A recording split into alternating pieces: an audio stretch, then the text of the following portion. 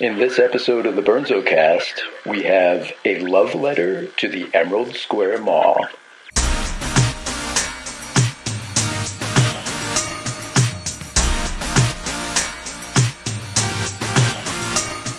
Hello, everybody. Welcome to episode 2 of the Burnzo Cast.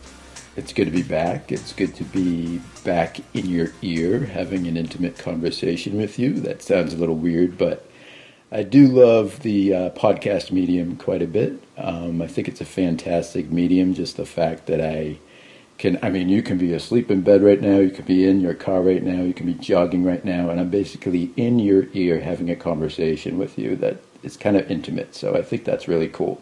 It's a fantastic medium, the podcast medium. So anyway, I think that's it for news right now, and now we want to go into the heart of the episode number 2 of the Burnzo Cast. This is going to be a very fun one, or a somewhat fun one. I'm going to be talking about the shopping mall age of the late 1980s and 1990s, early 1990s into the mid 1990s. The shopping mall age kind of started dying in the late 1990s. Actually, it was still going pretty strong then. Once we entered the 2000s, Amazon kind of became a big thing, so people started shopping online. But I'm going to specifically be focusing on a favorite mall of mine called the Emerald Square Mall, which is located in North Attleboro, Massachusetts. And if you're not familiar with the Emerald Square Mall, if you don't live in Massachusetts or in the North Attleboro area, you're still going to be able to relate to this podcast, because when I'm talking about the Emerald Square Mall, I'm basically talking about every shopping mall that was in America during the late 1980s and 1990s. So you're definitely going to be able to relate to this podcast. So never fear. If you're not familiar with the Emerald Square Mall, I'm going to tell you a little bit about it, but first we're going to cut to a break right now. So we'll be right back with a love letter to the Emerald Square Mall. Death Metal Dude! Hey, it's Death Metal Dude!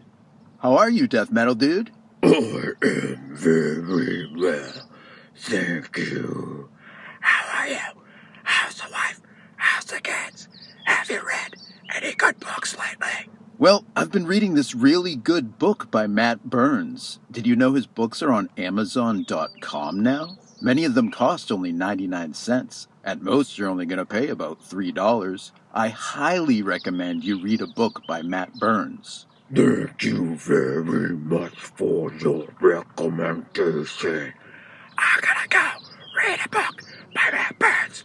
See you later. Say hello to the wifey kids.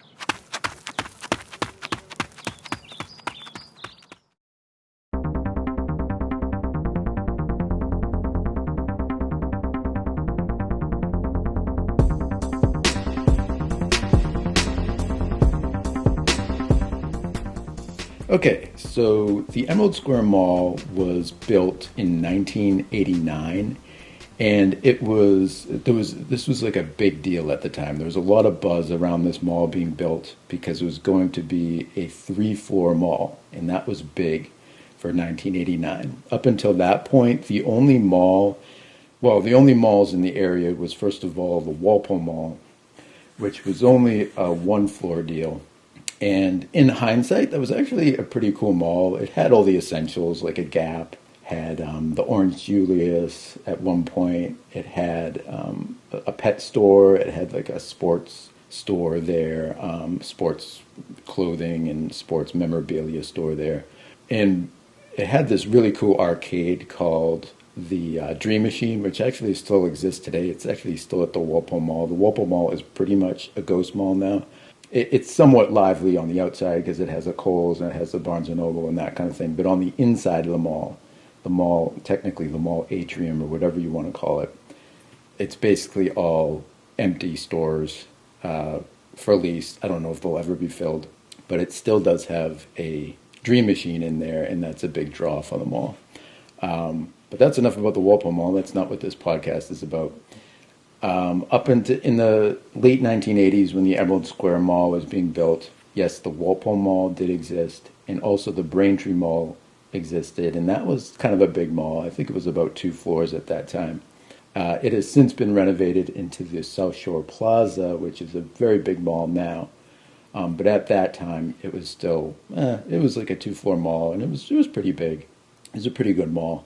And then in Natick, there was a pretty big mall too, which was 2 floors, but definitely nowhere near the size of a 3 floor mall that the Emerald Square Mall was going to be. You did have the Cape Cod Mall out in Hyannis, but that was, that's far out, that's way out on Cape Cod, and that was actually known to be one of the biggest malls around at that time in the late 1980s. So anyway, in 1989, the Emerald Square Mall was being built. It was 3 whole floors of shopping mall, and this was a really big deal. Everybody was very excited about it, and it was actually a beautiful mall.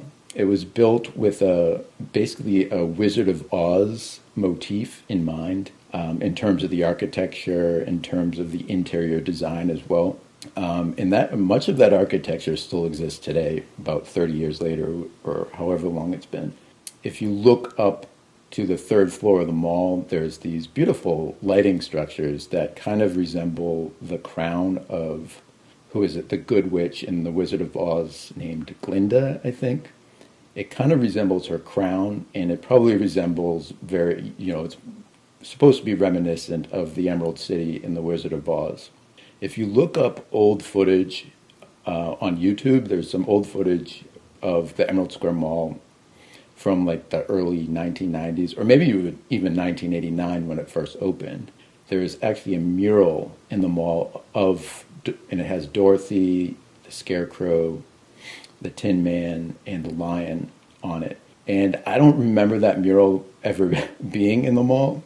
They must have taken it down at some point, and I imagine there may have been some licensing issues involved. They probably didn't have any licensing rights to the movie Wizard of Oz, so they probably took that down eventually, or maybe it was just there for the opening of the mall. But yeah, it definitely had an Emerald City and Wizard of Oz motif in mind when they built the mall. And again, it was 3 whole floors. There was a food court on the 3rd floor, and the food court had a Burger King. The food court had a Popeyes. There was an Umi of Japan.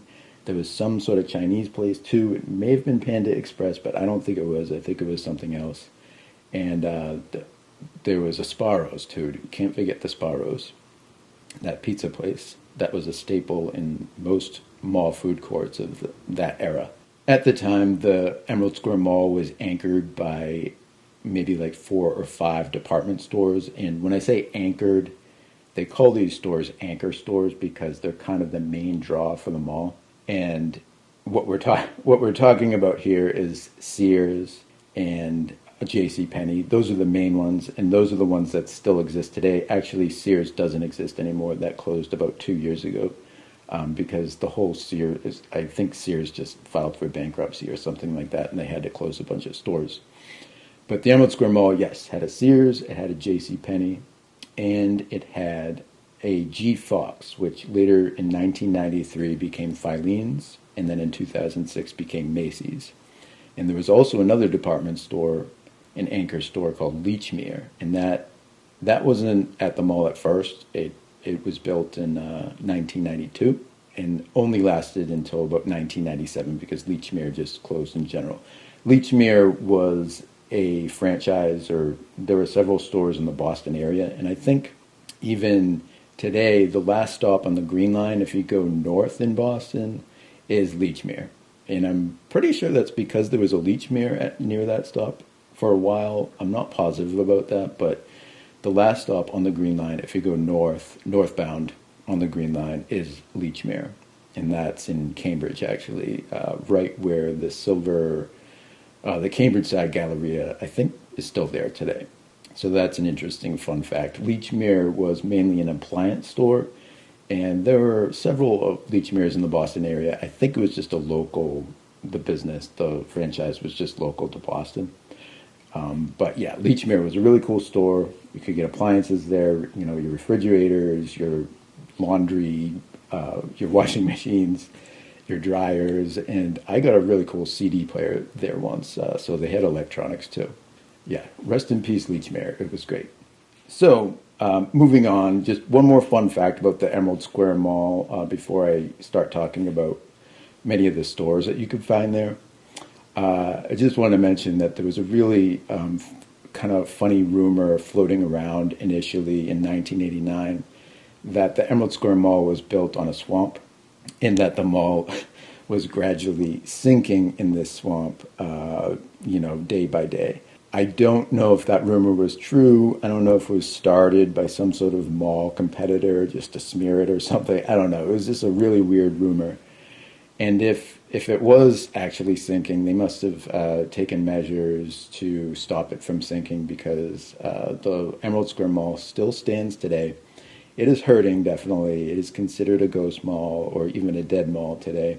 It is kind of in the process of a revival, and we'll talk about that later. It's under new ownership, but it never sank into a swamp, and I don't know if that rumor was ever true, but I wanted to mention it because it was kind of a funny little thing. All right, now I want to talk about the various stores that you would find in the Emerald Square Mall. So if you want to join me now for a little virtual walkthrough of the Emerald Square Mall, I would like to, take you by the hand and, go for a little stroll right now and see what stores we would encounter in the Emerald Square Mall circa 1989 or in the 1990s. Come with me, please. This is going to be fun.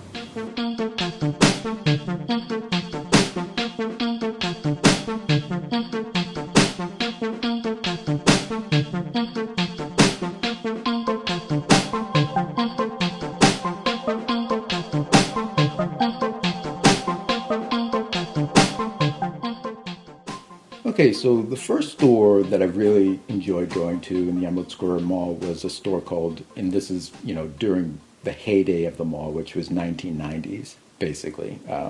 And that store was T-Shirt City. That was a really cool store where I got my Beastie Boys T-shirts and many other band T-shirts at T-Shirt City. It also had those co-ed naked T-shirts, and I don't know if you remember those. They got really big in the early 1990s, I believe, maybe into the mid-1990s as well. And these shirts, they're called co-ed naked, and you could get them for, baseball, you could get them for basketball, skateboarding. I had one for skateboarding, and it had like a little slogan on back that was a little off-color. Mine wasn't that bad. It was like, life is slick on a stick. I know that's a little bit naughty. This is supposed to be a family program, so we'll just leave it at that. But yeah, you could get them for so many different things. It was like a nursing one, I remember. Like if you majored in nursing, you could get a co-ed naked T-shirt that was for nursing. So those were a lot of fun back then, and they're very popular, and everybody seemed to have one. There are also those Big Johnson T-shirts at at T-Shirt City, and those were pretty popular at the time as well. I got my very first Beastie Boys shirt at T-Shirt City, and this was a Ringer T-shirt. And if you don't know what a Ringer T-shirt is, it was kind of like those baseball-type jersey T-shirts that were popular in the 1970s. They kind of had a resurgence in the 1990s. Yeah, I got my very first Beastie Boys Ringer T-shirt there. It was the one with the basketball net on front. It said Atwater Basketball Association, I think. I think I was in 6th or 7th grade at the time. So T-Shirt City, rest in peace. I love that place. The next store I would go to is Suncoast, and I'm sure most of you are familiar with Suncoast. It no longer exists, but this was the movie store in the mall that sold mostly overpriced movies. In its later days, I think it probably had better deals on DVDs and Blu-rays and stuff, but in its heyday, it sold mostly VHS, and they were all mainly overpriced. They were at retail price, probably about $20 or more for a VHS at that time. So I never really bought anything there. It was really fun to browse through that store. But I do remember one time I had a gift certificate there, and that gift certificate was probably for like $20 or so, and I bought a DVD called Night and Fog by Alan Renee. And this was a really cool film about the horrors of the Holocaust.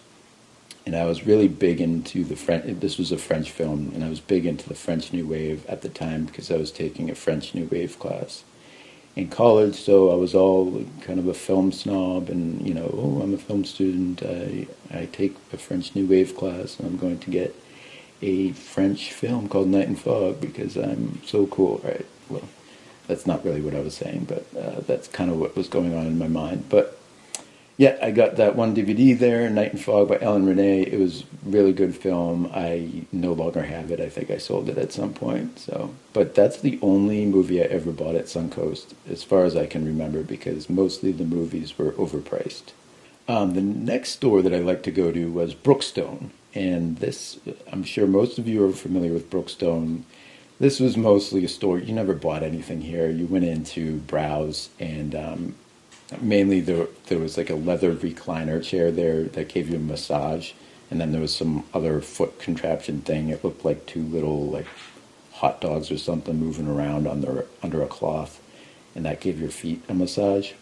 And there were like nature CDs there and other little gadgets, but it was very fun browsing around in Brookstone. The other store, the next store I'd like to talk about, is Hot Topic. And woo boy, Hot Topic.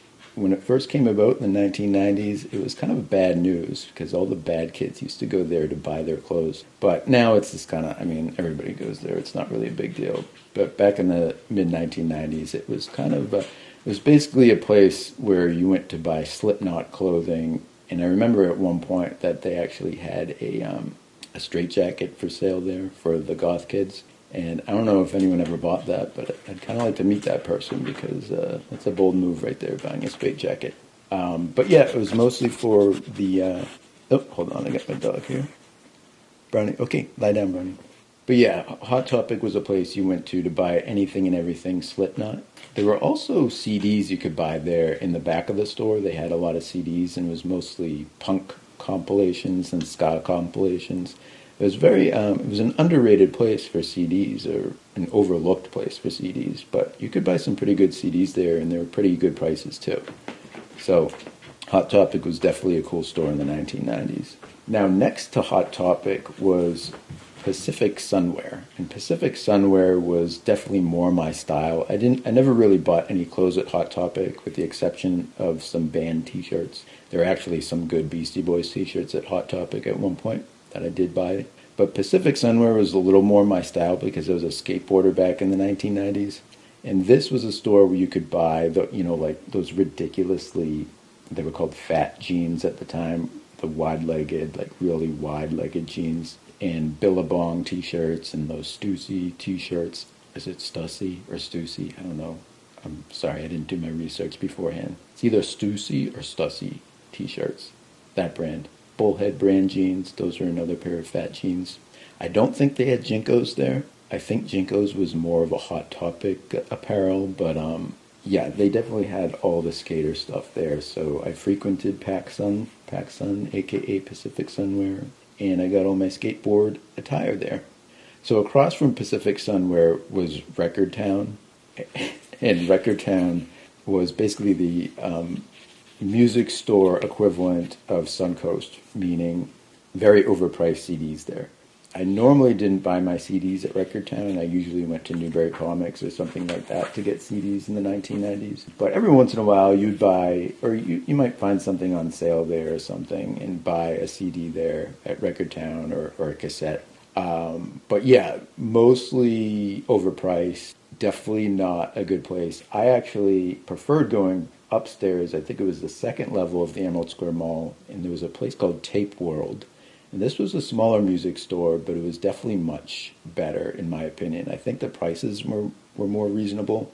The thing with Record Town is it drew, it was on the first floor, prime location, right in the middle of the mall, so a lot of people went there. But Tape World was overlooked, and you wanted to go up to that second level to go to Tape World. You could get better prices there. I remember buying one of my first CDs there. It was Alice in Chains' Jar of Flies, the EP, and that is such a good album. I wish I still had it, actually, because that is a great album. And I got it at Tape World, and I think I got it for a very good price, maybe only $12 or $13 at the time, which is a good price in the 1990s for a CD. So Tape World was definitely my go-to place. Record Town you would go to if you were desperate, but most of the time I bought all my CDs at Newbury Comics in the 1990s. I'd make a special trip into Boston to Newbury Comics. So I'm just going to talk about a couple anchor stores right now. There was Sears, and Sears, I used to love Sears because Sears had 3 whole floors of different departments, and it was always kind of a quiet store. You could you could get lost in a quiet department in there and just kind of chill out and relax. If the stresses of mall shopping got overwhelming, you could just go there and regroup, maybe meditate a little bit, or maybe not. But my favorite thing to do in Sears was to go to the electronics department because they would usually have some sort of Super Nintendo or Sega Genesis demo there.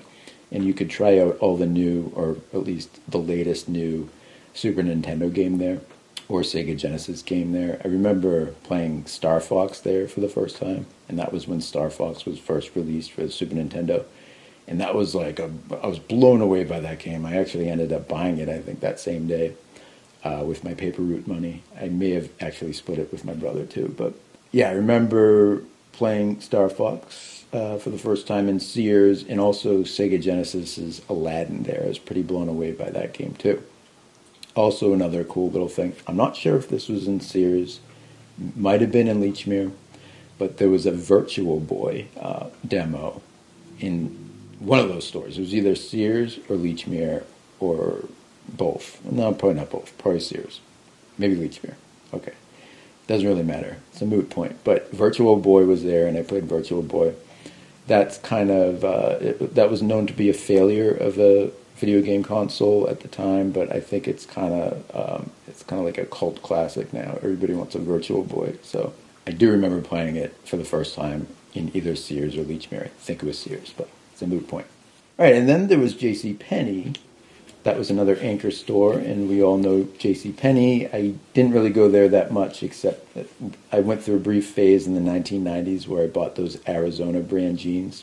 They weren't very cool, but I don't know, I liked buying them for a little while.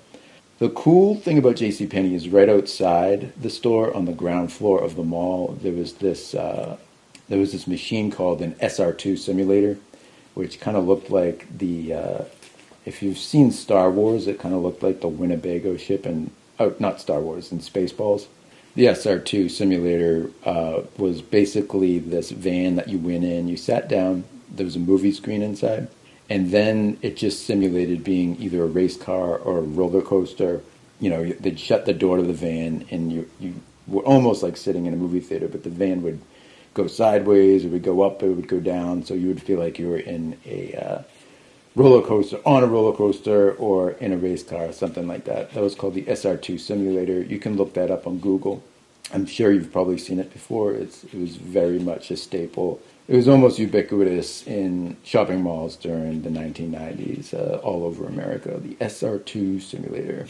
And, okay, so then there was the food court. I already talked about that, but yeah, there was a Burger King, there was the Sparrows, there was a Popeyes, Umi of Japan, there was a Dunkin' Donuts, Taco Bell. The other cool thing about the food court at the Emerald Square Mall is that in 1999, a carousel was installed, and this was like a full-blown carousel. It was really cool. It was really beautiful, actually. I don't think I ever went on it, but the carousels kind of freak me out anyway. I find them kind of creepy because the horsies kind of have creepy faces, and then the music that they play is kind of creepy too. This may stem back to when I was young and I used to watch the movie by Alfred Hitchcock called Strangers on a Train, and that involves a carousel ride with very creepy organ music. The climax in the movie takes place on a carousel too that basically goes out of control. So I think that's why I have a weird phobia of carousels, but I don't think we have to go into that too much.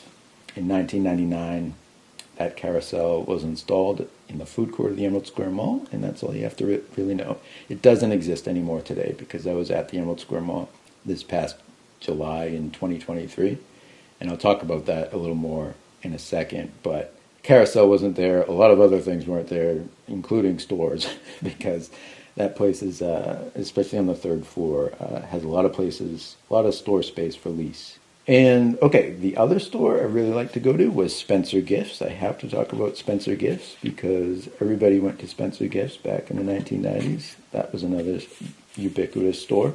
This was a place where you could get your lava lamps. You could get those magic 8-ball thingies. There were a lot of novelties here at Spencer Gifts. And in the way back of the store, they had greeting cards there, and very humorous ones. And a lot of them would be somewhat naughty. I do remember a lot of greeting cards with, morbidly obese, half-naked women on them, and, meant to be funny. I think these days it would be considered body shaming, but they were kind of funny back in the 1990s. You'd go into the back of the Spencer Gifts and hoot and holler and have a good giggle with your friends. Today, Spencer Gifts is a little bit of a different store. I actually went into the Spencer Gifts this past July in 2023. I basically walked into the Spencer Gifts. I got very embarrassed while I was there. I saw a lot of adult toys there and vibrators and stuff. Okay, this is a family show, so I'll just leave it at that.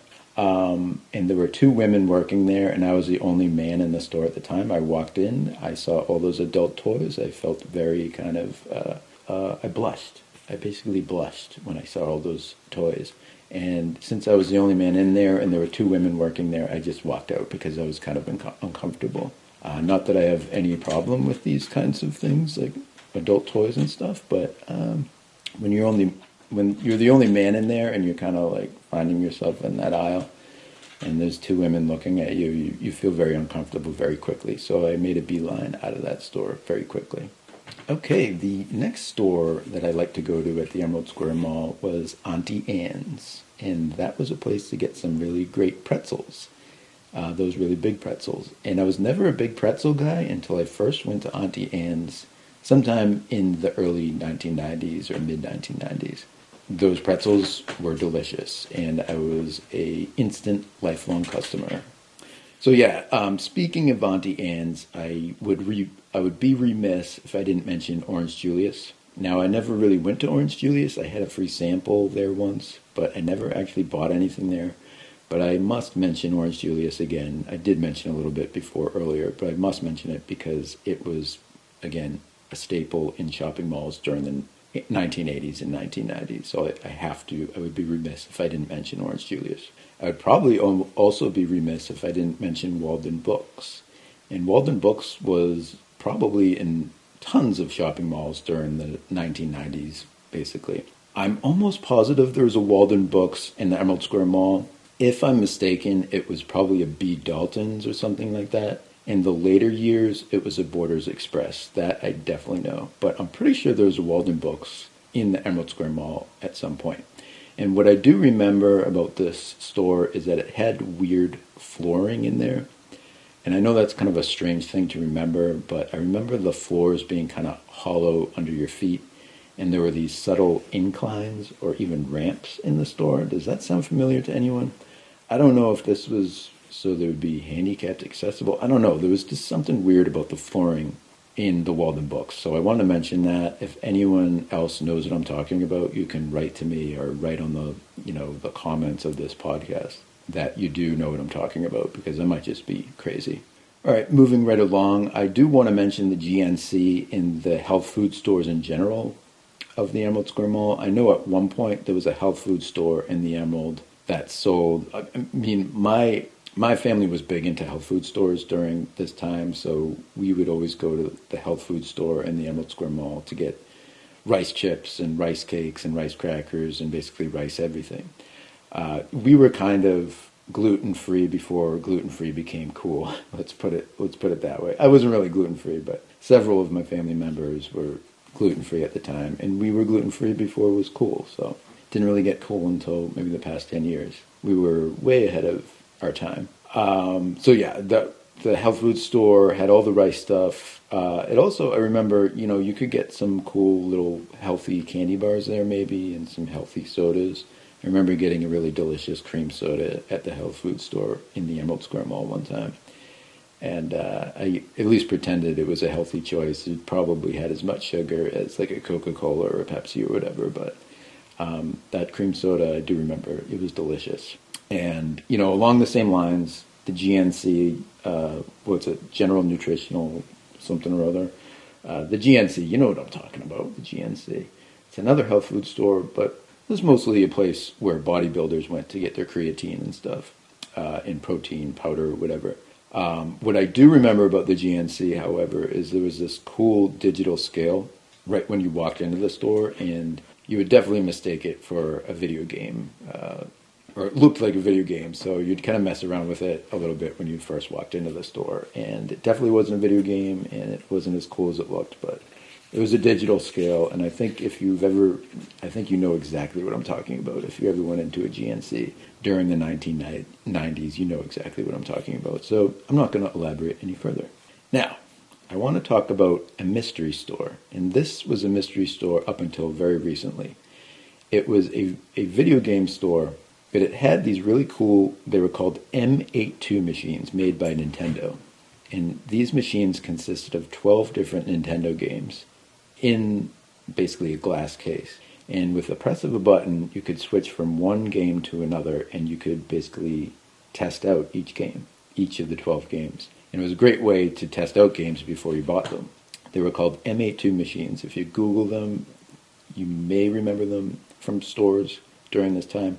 But this mystery store had a bunch of these machines, and it was just so busy. There were so many kids in there all the time testing out Nintendo games. I don't even know if people really bought games there. They probably did, but most people just went there to play Nintendo, basically, because you could, again, there were 12 different games in each machine, and you could try out each one of them with a push of a button. And up until recently, I never could remember the name of this store, but somebody on Facebook recently refreshed my memory, and that name is Capcon. So this store was called Capcon, and I don't know if it was just a one store deal. I don't know if it was a franchise. I don't know if it was in other malls across America, but I do know for a fact it was in the Emerald Square Mall in the early 1990s. It was located right outside the JCPenney. If you're looking at JCPenney, it was on the right. It was called Capcon, and it was the coolest store I think that ever existed. It was awesome. It was like a Nintendo dream. The other store, speaking of Nintendo games, was KB Toys, and that was the main toy store in the Emerald Square Mall during the time. And that was KB Toys. I don't think was a nationwide chain. I think it was more local to Massachusetts. I think it was also in Rhode Island and maybe some other New England states. But KB Toys was a really cool toy store. It was in most shopping malls in Massachusetts, and I used to buy most of my Nintendo games at KB Toys. I actually don't even remember buying a Nintendo game at any other store, at least during that time period. Most kids, I think, went to Toys R Us. And, this is a weird confession, but I never stepped foot into a Toys R Us ever. I don't even think I've ever been in there. It's possible I went into a Toys R Us one time. First of all, I don't know if they still exist. I know a lot of the stores closed, but yeah, weird thing, I just never stepped foot into a Toys R Us. I bought most of my Nintendo games at KB Toys. And I also never stepped foot into a Child World either. There was a Child World located in Dedham for a while, and that was like something I really wanted. There was a store I really wanted to go to as a child because I heard it was just this awesome toy store, but I never got there. And I was deprived as a child. Anyway, KB Toys. Great store. Bought most of my Nintendo games, including, I remember The Legend of Zelda was bought there. I bought the Nintendo game Rampage there. And many Nintendo games. I think I remember buying Perfect Dark there specifically for the Nintendo 64. Great toy store. There was this whole aisle of G.I. Joes in the store, and in the back of the store there was all the Nerf guns. If you were a girl and liked Barbies, or if you were a boy and liked Barbies, there were tons of Barbies there. And, board games. Lots of board games at KB Toys, so great store. Now, one of the last stores I want to talk about was the WGBH store.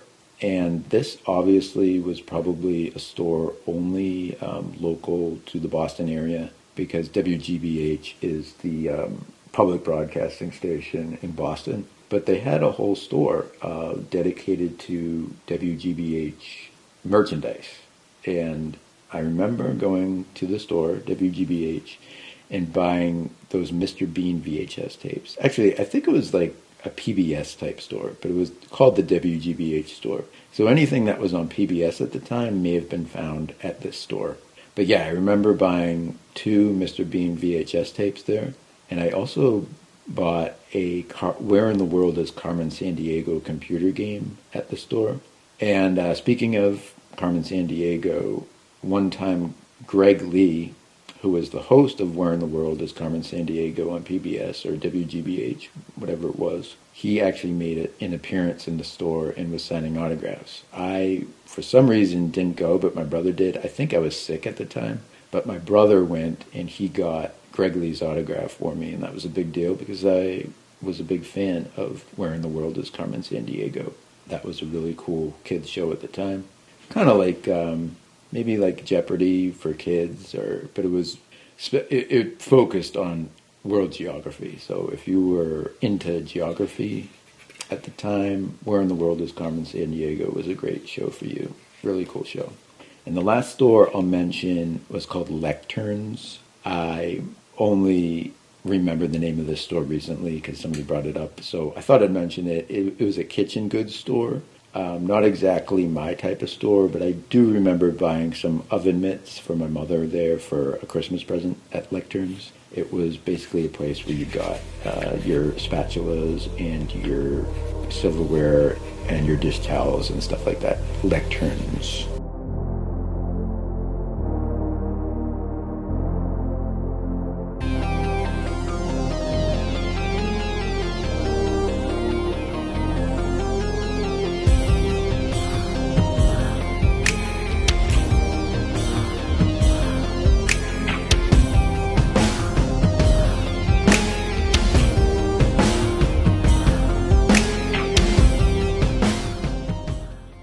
All right, so thank you for going on that little virtual walkthrough of the Emerald Square Mall circa late 1989 and into the 1990s.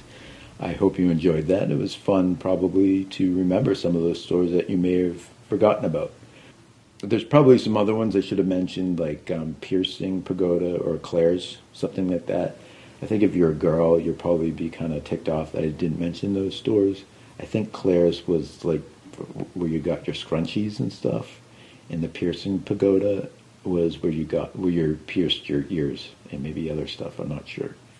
Okay, so the heyday of the Emerald Square Mall was basically between 1989 and 1997. It was still a very popular mall after 1997, but I say that it peaked around 1997, the popularity of the mall, because this was when the Wrentham Outlets opened.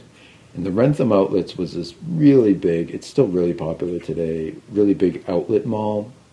And it was only about 20 minutes north of the Emerald Square Mall, located in Wrentham, Massachusetts. And this was a really big deal. I mean, it had a ton of designer brand stores, and it took a ton of business away from the Emerald Square Mall in 1997. So the mall definitely took a hit then. And then, of course, as we went into the millennium, in the year 2000 and beyond, Amazon.com was really getting big, and people started doing all their online shopping virtually. So the Emerald Square Mall suffered even more at that point. Like I said before, today, the Emerald Square Mall is definitely suffering. It's been suffering for like the past 10 years quite a bit. When I went to the Emerald Square Mall back in July in 2023, it was definitely kind of depressing. I'm not going to lie. It was obviously the middle of July, so it was very hot outside. The Emerald Square Mall did not have any air conditioning on whatsoever. So that was immediately made the whole shopping experience very uncomfortable, like extremely uncomfortable. But yeah, just in general, it was kind of a depressing atmosphere. I went into the Newbury Comics in the Emerald Square Mall, and I thought that would be like the most lively store in the mall. And it probably was, actually, but even that store was kind of on the depressing side. I couldn't find anything good there. There weren't any CDs, really. There were just a few CDs, actually, I don't even think there were any DVDs there. It's mostly just some T-shirts and some posters and some other, like, manga dolls, or those Japanimation type dolls that are really popular, I guess. I guess they're popular. I don't know. But Newbury Comics was kind of depressing. There was a Lana Del Rey song playing over the stereo. What is it called? Money, Power, Glory, I think. It was Money, Power, Glory, and that song is a great, beautiful song. I'm not going to lie about that. It's an awesome song, but it is on the depressing side, and it just added to the depressing atmosphere of the Emerald Square Mall. So sadly, it was a depressing experience. On the third floor, there were a lot of empty store spaces for lease. But I do follow the Emerald Square Mall on Facebook, and it looks like they're under relatively new ownership, and they're trying to revive the mall. I don't think, I don't think the Emerald Square Mall is ever going to be what it was in the 1990s, but they're trying to make it as good as possible, given, the virtual shopping mall market. It's definitely a good, if you go on YouTube now, you'll find people made videos about the mall and they call it a ghost mall. Some people call it a dead mall. I don't think it's quite dead yet. And like I said before, it's under new ownership and they're definitely trying to revive the mall. I don't know, I haven't been there in 6 months, so I don't know if they're they're having much success in reviving it. But they do seem to be making an effort. I hope it doesn't close ever. They may bring it back to a point so that it can stay open and be sustainable. But I don't want to see it close. There's always going to be a special place in my heart for the Emerald Square Mall. I really love that mall. And it's basically a mall that I grew up in, more or less. And I wish it the best. I really do.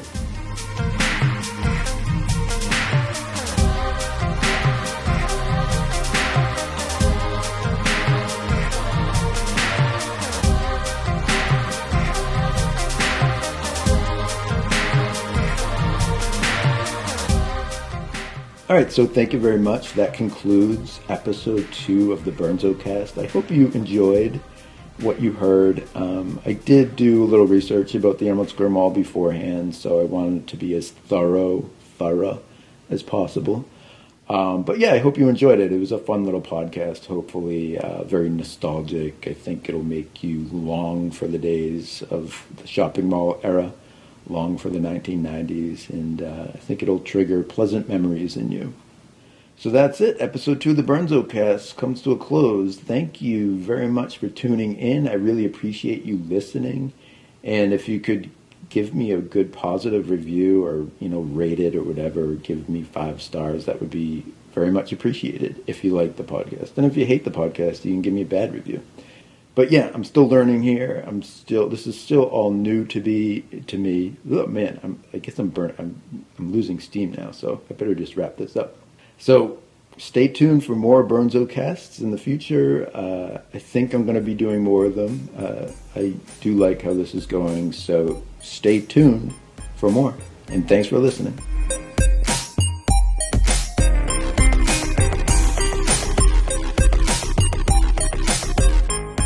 Hey everyone, if you want to check out my writing, be sure to check out my blog, theburnzodiaries.com. And also check out my books at Amazon.com. I have many novels there, including Johnny Cruise, Supermarket Zombies, Weird Monster, The Woman and the Dragon, and I also have many Kindle singles there and other books, including memoirs. So be sure to check out my blog, theburnzodiaries.com, and also my books at Amazon.com.